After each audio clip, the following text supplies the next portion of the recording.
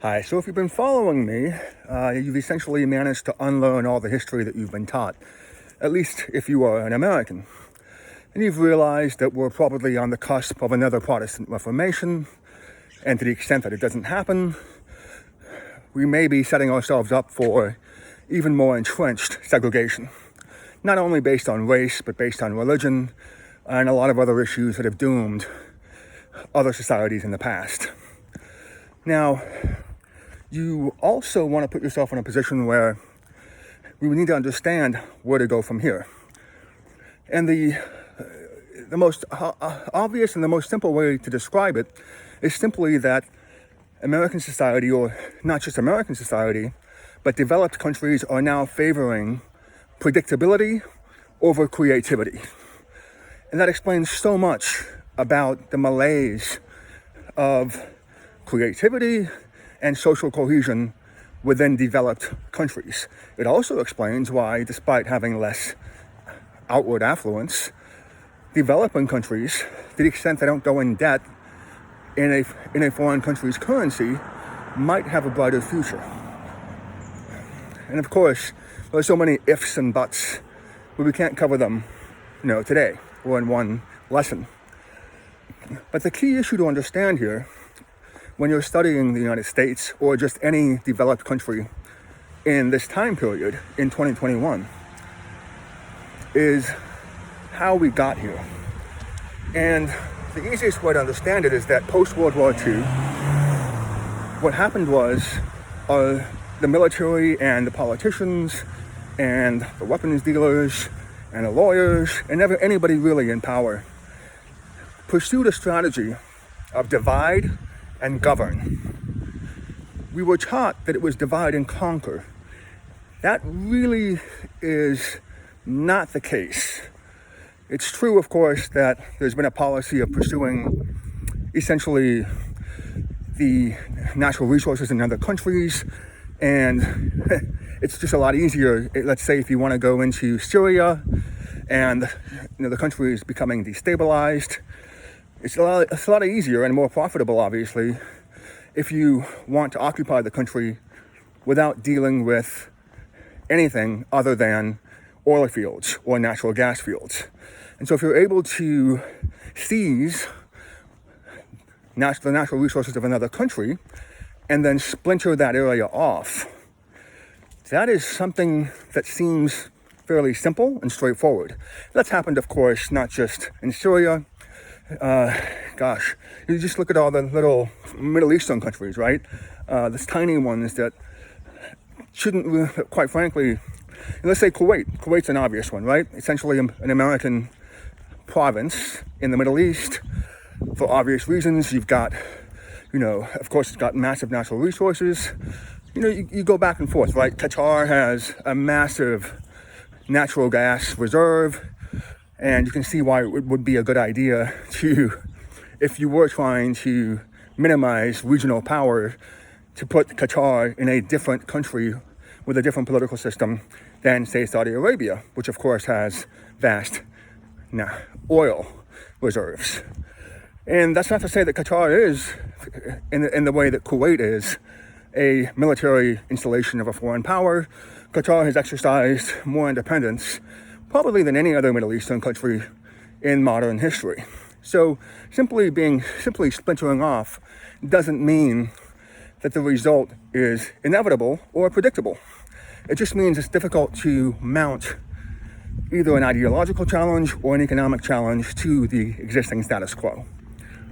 Now, when you put all these things together and you try to analyze what has really happened, apart from these sorts of manipulative geographic games, we go back to this idea of creativity versus predictability, which goes back to the idea of divide and govern.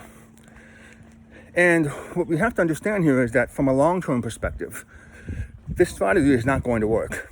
It's not just natural resources, right? You've got all these countries that are splintered off because they happen to have a valuable port, which of course, as of today, is extremely valuable because ships have to refuel. Most international trade happens on the sea.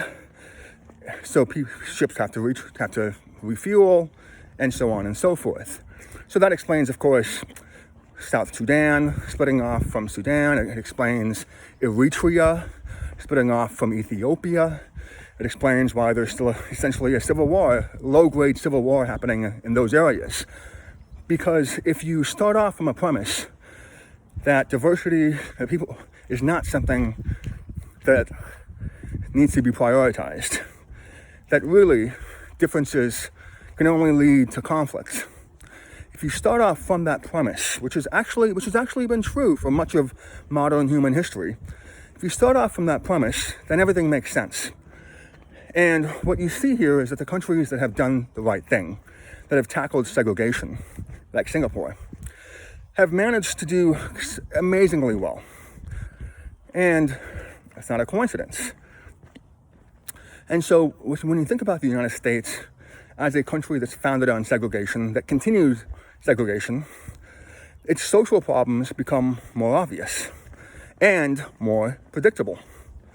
And when you look at Singapore, which has copied a similar economic model, its problems and its successes also look fairly predictable because it managed to copy a private-public partnership model that may represent the best of capitalism while also avoiding segregation. That is the model that we may want to follow in the future, but it may be a model that we can't follow in the future because we're now in a position where rather than developed countries attempting to reverse segregation, we're now in a position where the path of least resistance is simply creating as many city-states, successful city-states within developed countries as possible. And so an example of that would be, say, Dearborn, Michigan, which is an Arab enclave, ethnic enclave, not divided by religion. It's got plenty of Christians, plenty of Muslims, but it's still primarily an Arab area. And then you look around and you realize, again, that's not a coincidence. The state of Utah is essentially a Mormon enclave. And you keep looking around and you start to realize that, at least in the United States and perhaps overseas, the path towards success, economic success, has been this idea of that segregation is necessary in order to succeed. And I'm just guessing, if you're African American, Atlanta might be the place you would want to be. Now, if the strategy, at least in developed countries, is to prioritize segregation and then to give validity to this economic policy and social policy of segregation,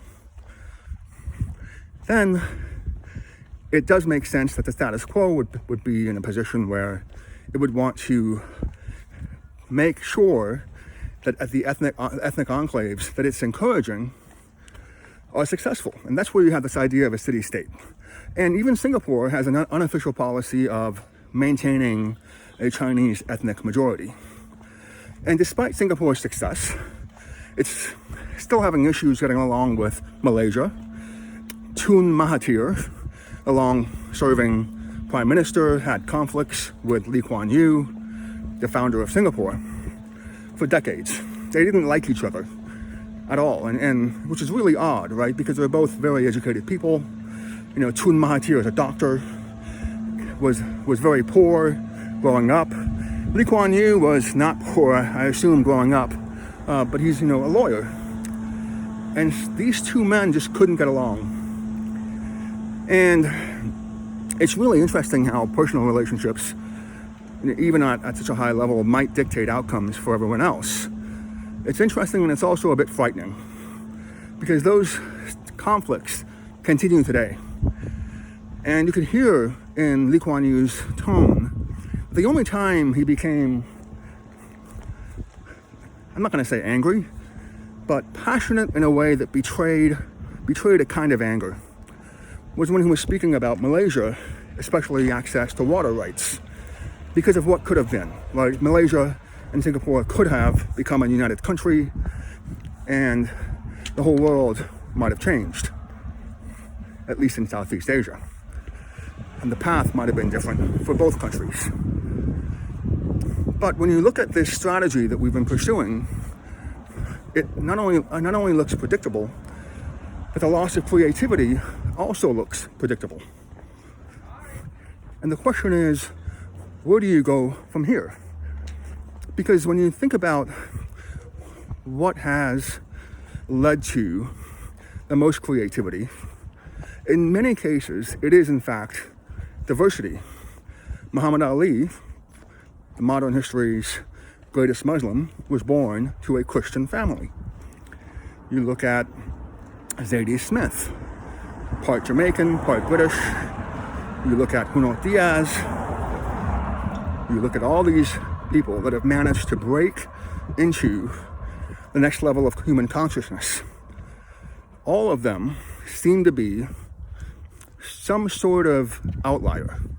And that is interesting, because if you do end up living in a country that has a policy of segregation, what ends up happening, of course, is that each city-state will end up advancing some sort of creative spokesperson that is elevated by either marketing firms or someone else that, again, wants to maintain the status quo and wants to use people and social leaders and political leaders to prove or maintain the legitimacy of the status quo, which is, again, as of today, segregation. And if you're wondering why we've lost so much creativity, why we keep getting stuck in these cycles that are self-defeating, the answer is obviously segregation. And you look around the world, and it's also interesting because it's also interesting because the criticisms of Singapore were by people like Francis Seow, S-E-O-W, by people like Devon Nair, and a lot of other, dissidents, or people who are critical of the city-state. They do center on this idea of Singapore being a wonderful clanking machine. In other words, a robot or robotic. Something that has managed to create outward prosperity while neglecting the human soul. And that criticism, quite frankly, sounds hollow when you apply it to such a successful country like Singapore that has managed to avoid riots since its founding.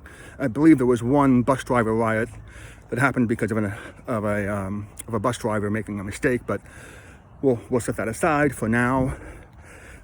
But when you think about all these other issues, what the real problems that arise are this idea that you're no longer really, once you're no longer pursuing the principle of tolerance and diversity, and you're subsuming those principles in favor of economic growth, what you're really saying there is that we're going to allow bankers to dictate the future of our country. And when you do it that way, what you're really saying is that debt rules everyone and everything. And remember that debt just wants to be paid. It doesn't necessarily have any principles. It just wants to roll itself over, get paid, and move on in order to maintain the status quo.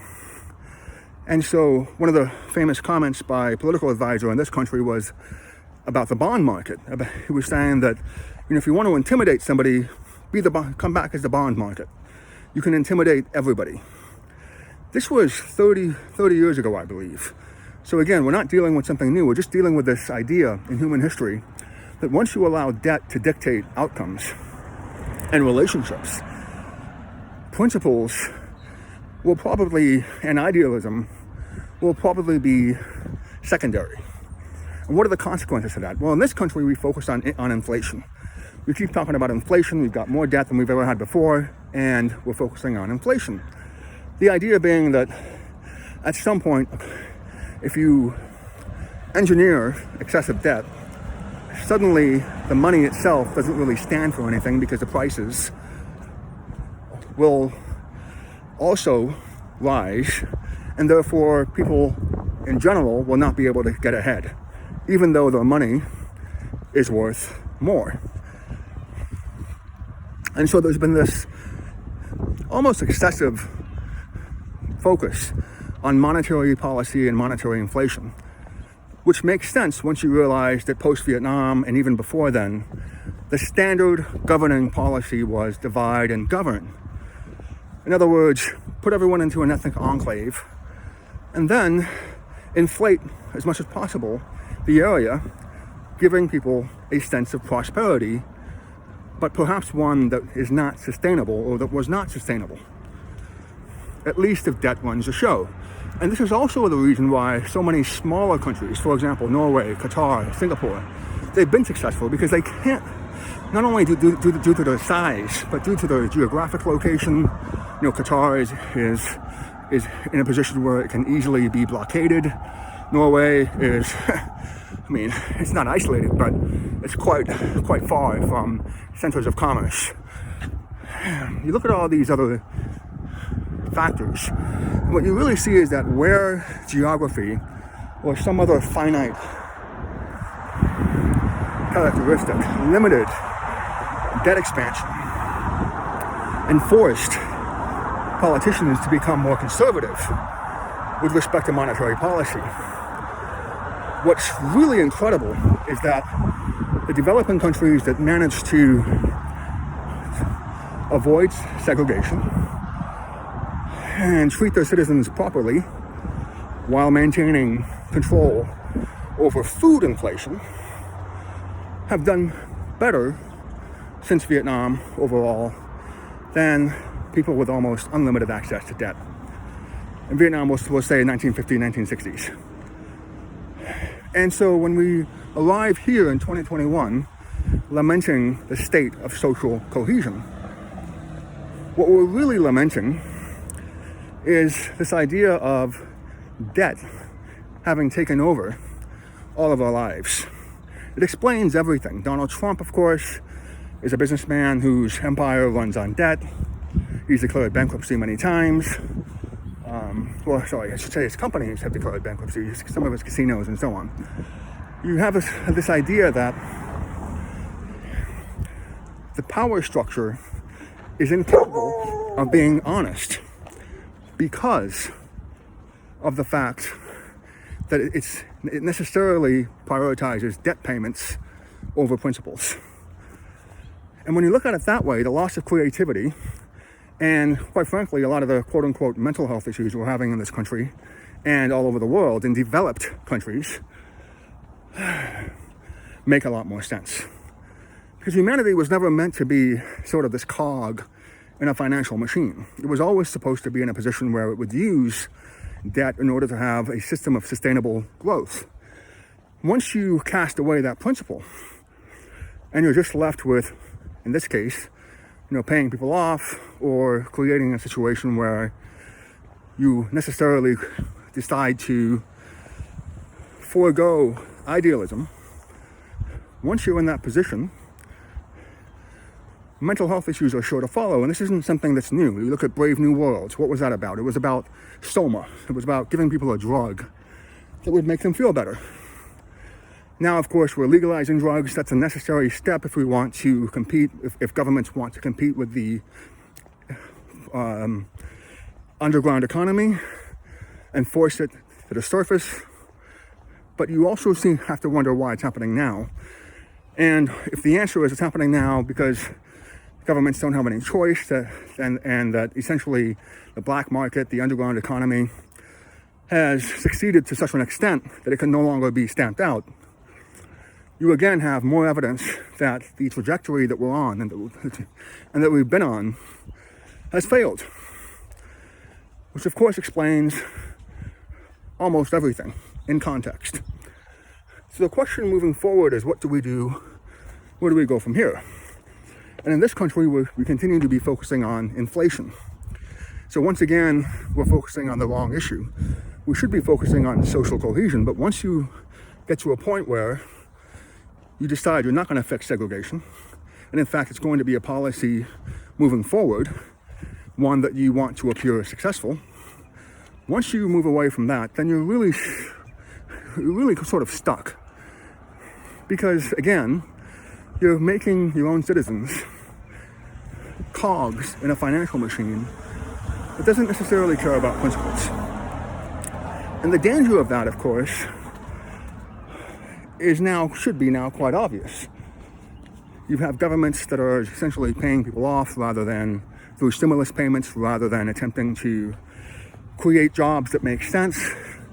You've got governments that have been unsuccessfully fighting mafia influence. We see that with the rise of cryptocurrency, which competes with the security systems and the financial systems of the status quo. You put all these things together, and what you see here is that the prosperity of developed countries, especially in the United States, has been hollow. That these beautiful houses that are worth about $1 million each or more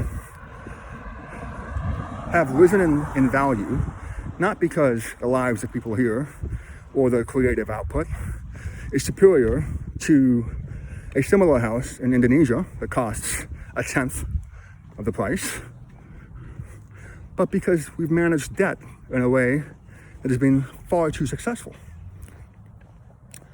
And once you look at it that way, you're really looking at a society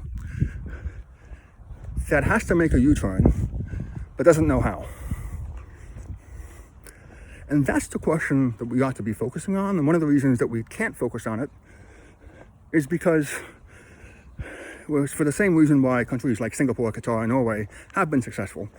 Once you have a decentralized process that fails to make a U-turn at numerous checkpoints where it should have made a U-turn, at that point, you're essentially a country that's run by bankers and debt instruments. And at that point, politicians lose credibility. The country divides based on who has superior access to banking loans and access to government loans and debt. But the key issue here is that when you look back on the United States, you're looking at a country with lots of prosperity on paper. But like paper, it's fragile. Because if the success financially has done nothing more than maintain a segregated society, then it necessarily comes with social problems that are capable of rocking the entire foundation. And when this has happened in other countries, you've had civil war, you've had ethnic enclaves, you've had massacres, you've had mass graves, you've had a lot of issues where things haven't worked out. You, of course, have had censorship, because once you create a system where the debt has to be paid, you're now in a position where censorship becomes easier in the path of least resistance compared to fixing fundamental problems. That affects the whole world because of all the alliances that are made based on globalization. And the sea-based trade that we just talked about, which requires a healthy banking sector and a healthy insurance sector. So when you look back and you ask yourself, what happened to the United States? Well, it's the same thing that happened to every country in the world that practiced segregation and gave up on idealism. It declined, and in this case, because the country is so vast, it can pursue successfully for quite some time a policy of quote-unquote successful segregation. In other words, try to create ethnic enclaves, but ones that are successful. In other words, try to have a ghetto, but without the negative connotation. Is this going to be successful? Human history says no.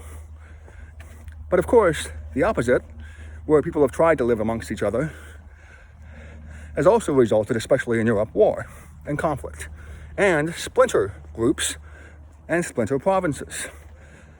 So the reason that we're feeling out of sorts in developed countries is because no one has managed to come up with a solution. Every possible outcome that deviates from the norm of segregate, divide, and govern has also failed. And so the question becomes, how are we going to get to a level or a point where we can create some sort of alternate outcome? Because as of today, it doesn't appear that outcome has been successful, or any outcome has been successful at all in terms of maximizing potential. And the question is, and this is the question that I struggle with, how do you create some sort of alternate scenario? We keep going back to this, communist, capitalist, socialist, capitalist, and so on, which is, of course, the wrong way to look at it, right? We've got essentially a battle between decentralization and centralization. But I think that if you're going to have a society, I'm just thinking out loud here, that has so much debt that it has to prioritize the debt over everything else. If that's going to be the future, and that's going to tie in a consortium of countries together, then we're going to continue with fake news, because of course the prosperity that we're looking at is also fake. We've got fake prosperity, which of course results in fake news. And I once said that if deficits don't matter, then neither will the truth. And that appears to be where we are today.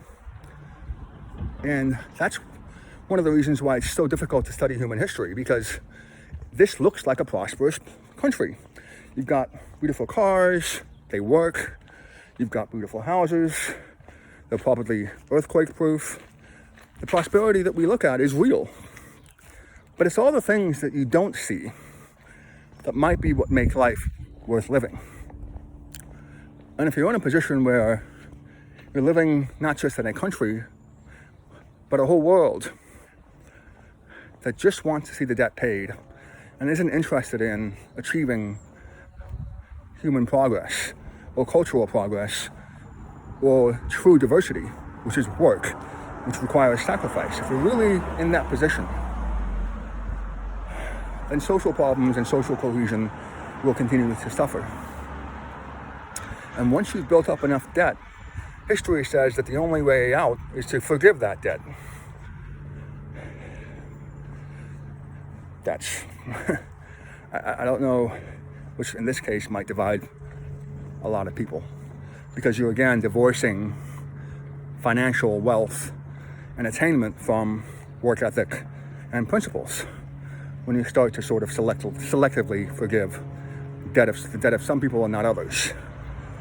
And that, of course, will lead to more segregation and diminished ability to engage in cross-cultural communication.